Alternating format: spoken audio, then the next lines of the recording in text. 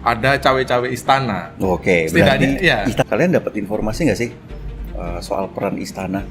Nah, ini ada informasi nih, Pram, yang cerita ke kita ya, bagaimana dalam proses persidangan atau sengketa hasil pemilu ini ada cawe-cawe istana. Oke, Setidaknya, berarti ya. istana ikut cawe-cawe Iya. ya?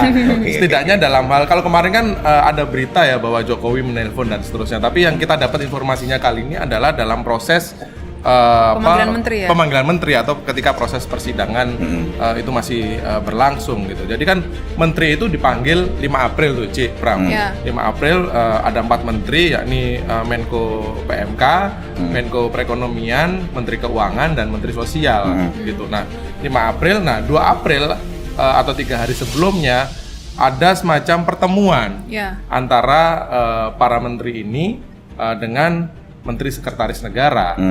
Siapa itu? Kakaknya Cica. Oh bener dong, kakak senior. Iya, senior. Kenapa kayaknya malu banget punya nggak malu banget. senior pejabat-pejabat gitu. Bangga, Pram. Senior gue presiden. Bangga. Senior, Pratikno gitu kan.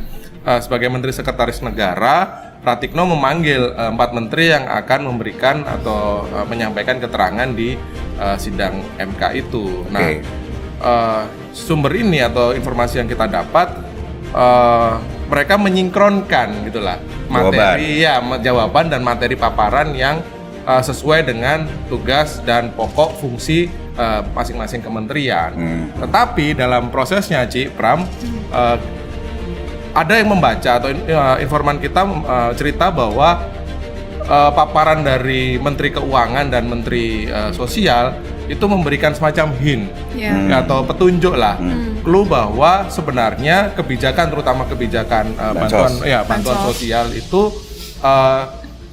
ada cawe-cawe istana atau peluang keterlibatan presiden dalam hal ini gitu. Ya termasuk juga soal dana operasional presiden yang digunakan yang dipakai untuk bansos ya. Mulia sekali ya presiden kita ini bagi-bagi bansos lewat dana operasional presiden. Dan itu ada gitu, dissenting hakim kan bahwa tidak ada aturan yang betul-betul mengatur soal penggunaan dana operasional presiden gitu misalnya, dan itu menjadi celah hukum yang kemungkinan bisa dilakukan kalau tidak diperbaiki normanya bisa dilakukan di pemilu-pemilu selanjutnya. Artinya penyalahgunaan dana anggaran negara. Oke, tapi kembali lagi artinya kalau begini bisa dibaca bahwa istana memang mengamankan posisi Jokowi. Ya iyalah Pram.